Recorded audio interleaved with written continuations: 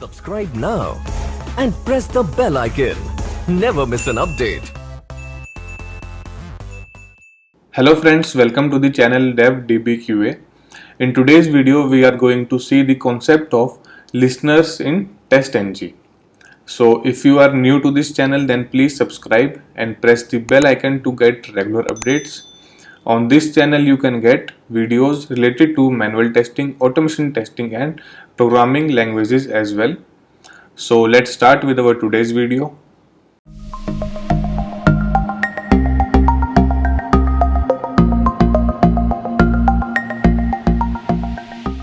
So this is our TestNG project, and in this project we are having three classes: first class, second class and third class. And this is our testng.xml file. And if you have not seen the previous videos in which I have shown the different concepts of TestNG, such as how to include or exclude the test cases, how to create testng.xml file, how to use depends on method in test cases. So I will give the link of the videos in the description. You can go and watch that videos, and after that you can continue with this video. So this is our testng.xml file in which we are executing three classes: third class, second class and first class. So now we have to see the concept of listeners in TestNG. So why it is called listeners? Because the listeners listens to the test cases that are present in our suite. So it listens that the test case is passed or failed or any other condition which is present. So the listeners listens to the test case, that what is happening with the test case.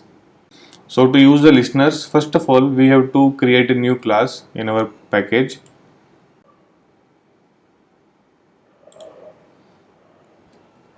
Let us name the class as listeners and let us click on finish. So we have created listeners.java, and in this class we have to implement an interface which is implements iTest listener. So this iTest listener is the interface which is used for implementing the methods that are used for the listeners. So we will bring our cursor on it, and we have to import this one iTest listener, right? So now we can use all of the functions that are present in this interface in our listeners class, right? So in this interface there are different methods, and if we write here on and press Ctrl and space, and these are the different methods that are present in this iTest listener interface: on finish, on start, on test failed with timeout, on test failure, on test skipped, on test start and on test success. So these are the methods which are used in listeners. So these are the methods of iTest listener, and we have to use these methods in our listeners class. So let us first of all use on test success. So this is the code for on test success. So whatever code is written inside this on test success method, this code will be executed after every test case which is passed. So the listeners class will check that the test case is passed or not, and if the test case is passed, it means success. The code that is written inside this method or block will be executed, right? So let us write here, let us write a statement so that we get to know that this code is executed. So let us write inside listeners test case is passed, right? So after a test case is passed, this statement will be printed on the console. So after every test case which is passed, this method will be executed. So this statement will be printed after every test case which is passed, right? So one more method is there, let us see, which is on test failure. So similarly we have on test success, and similarly we have on test failure. So this block of code will be executed after a test case is failed, right? So let us write a statement here so that we get to know that the test case is failed and this block of code is executed after the test case is failed.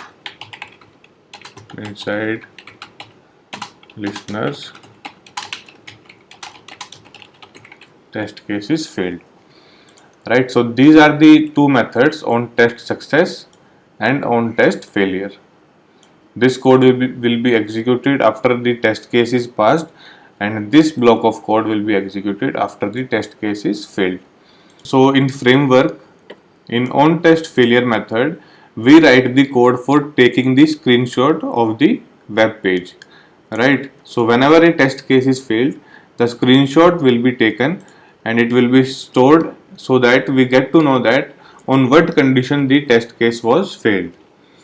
So in this on test failure method, the code for taking the screenshot of the web page is written.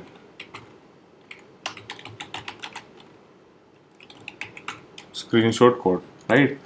So this is the best practice to write the screenshot code inside this on test failure method so that the screenshot will be taken whenever a test case is failed, so that we are able to check what is the reason for the failure of the test case. So similarly there are other methods as well, such as on finish. So this on finish block will be executed after complete execution of the test cases. On start, so on start will be executed before the execution of the test cases. On test failed but within success percentage. On test failed with timeout.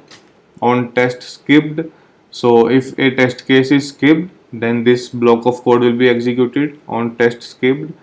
And at last we have on test start, so this will be executed before the starting of the test case. So before start of every test case, this on test start block will be executed, right? So we can use all these methods. So in this video we will use two methods, on test success and on test failure, right? So this is our listeners class and we have written two methods in our listeners class, on test success and on test failure. So how the testng will get to know that this is our listeners class and we have to use this listeners class for our test cases? So how the testng will get to know that? So for that we have to go to our testng.xml file, and in the testng.xml file we have to write, after this suit tag and before this test tag, we have to write listeners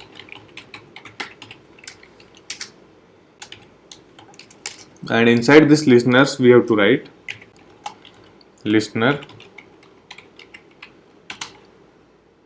and then we have to use a attribute class name equals to, and in double quotes we have to give the name of the listeners class. So our listeners class is listeners.java, so we have to write listeners and here we have to close the listener tag. So this will tell the testng that this class is our listeners class, right? So we have to write this block of code in our testng.xml file so that the testng will identify that this is our listeners class.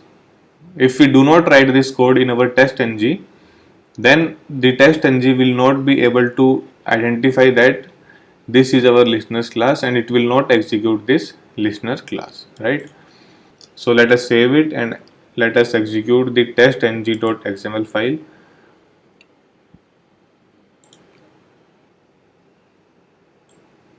There is an error, let us see.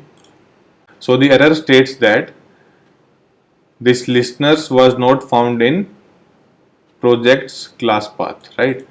So the testng is not able to find this listeners class.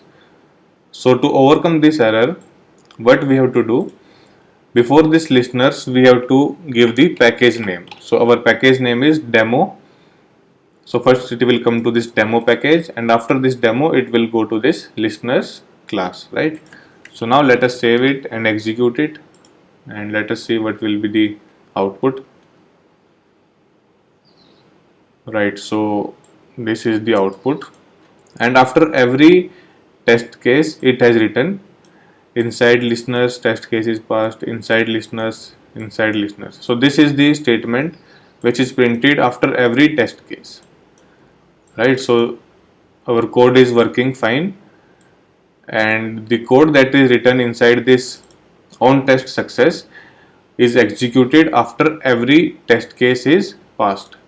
So now we have to see that this code is executed on a test case failure or not. So to fail a test case, what we have to do? So let us assume that in first class we have to fail this first test case.